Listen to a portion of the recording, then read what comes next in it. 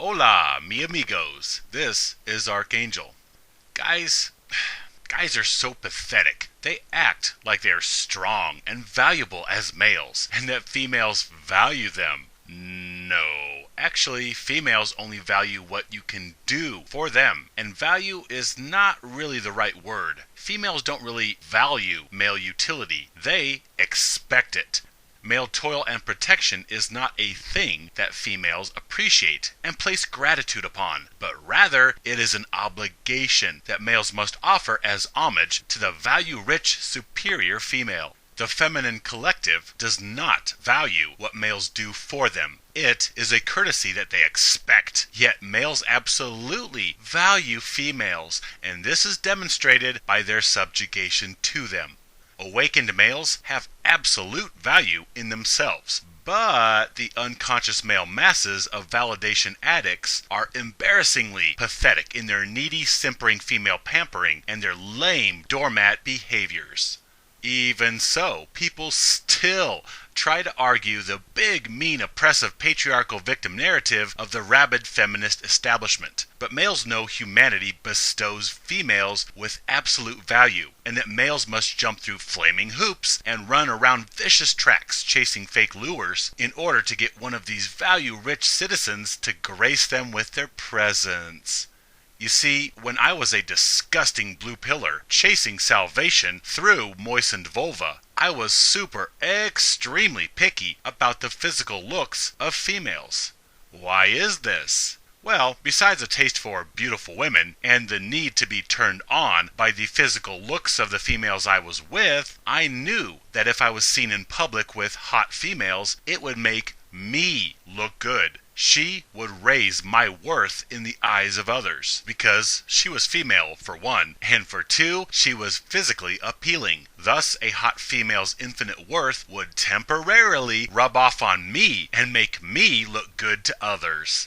This is something that males have done forever. They have tried to glean more worth by flanking themselves with attractive women in public, which leads to improved social status, etc.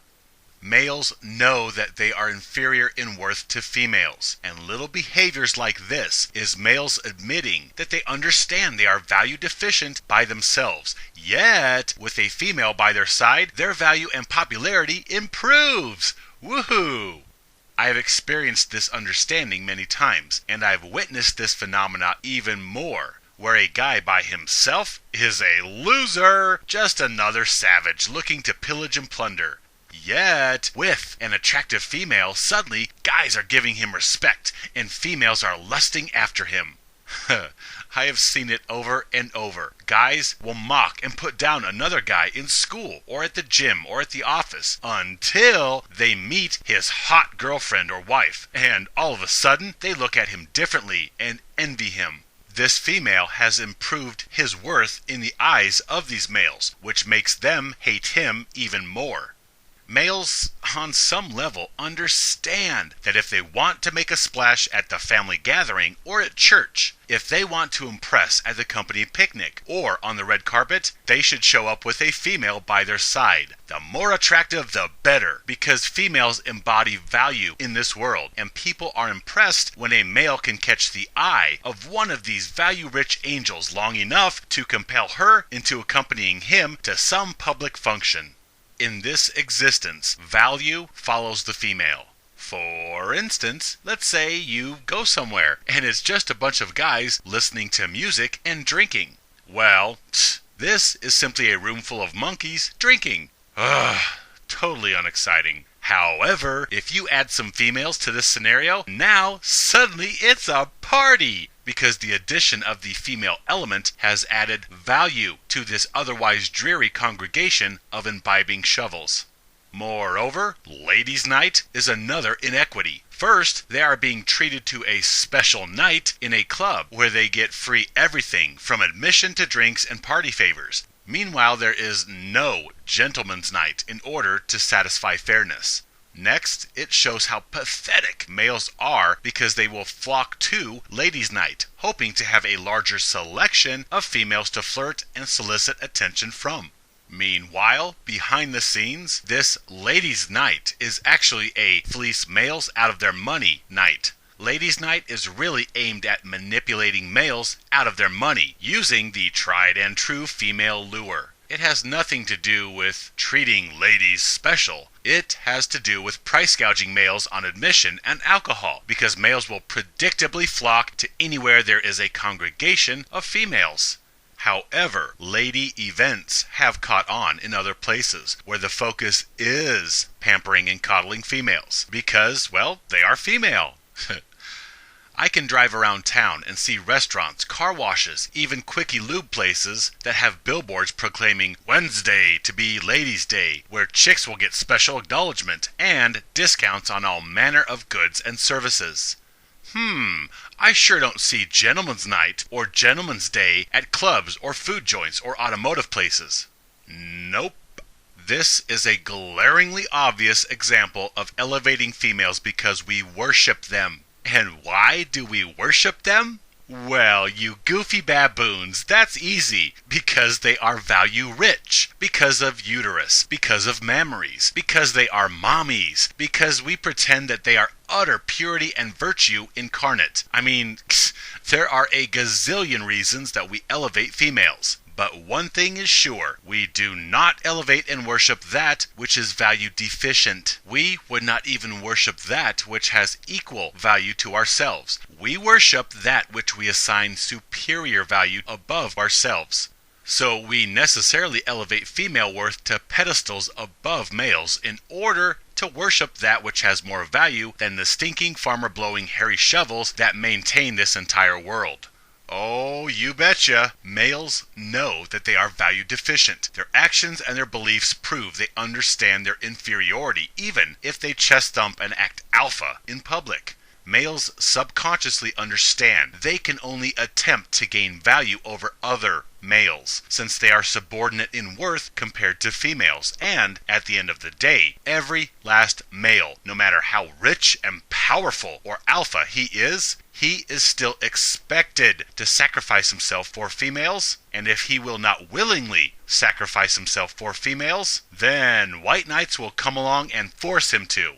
Because of DOs, or disposability enforcement operatives, which include white knights, males are disposable whether they like it or not. And males are the very pawns that enforce disposability onto other males. Females are value incarnate, and just having one near a male temporarily improves his value by mere peripheral association. Look at all the milestones in a male's life that we attribute to females. What do we commonly parrot as the act that turns a boy into a man? Why, sex, of course. I have heard this since forever, that a female will turn a boy into a man.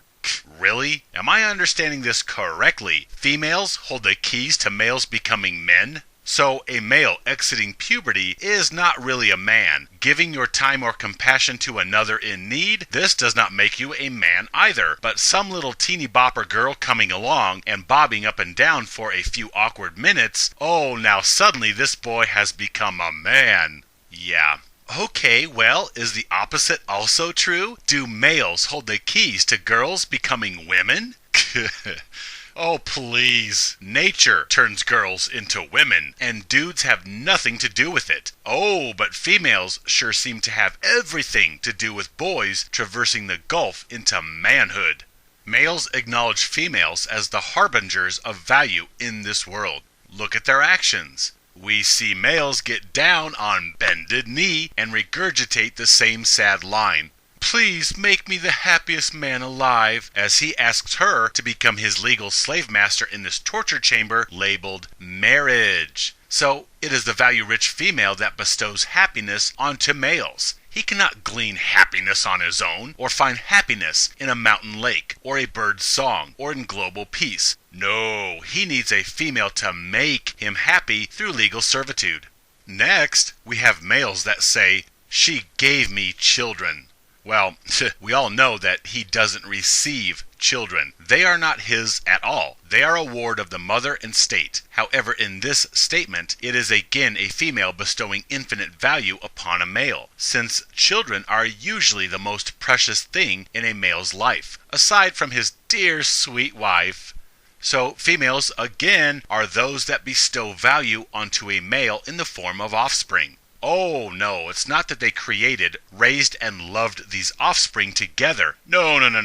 She gave them to him, and only a female is capable of such miracles in this world. Yet again, a female is the gatekeeper of wondrous treasure and infinite value beyond any male's comprehension. And to top it all off, as if it couldn't get any better, females also have that pink slip and slide between their legs that gives males 3 seconds of woohoo every once in a while if he has been a good boy and fixed the roof, handed over his paycheck, and done his white knighting chores for the day.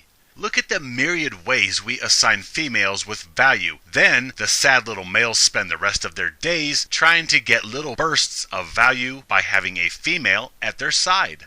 We have imprisoned shovels that brag about having to ask the boss for permission to do anything. Guys realize females are value rich, and thus they will boast to everyone about how they have to ask the wife or the girlfriend if they can go play ball with the guys or spend $20 of their own money on a motorcycle part.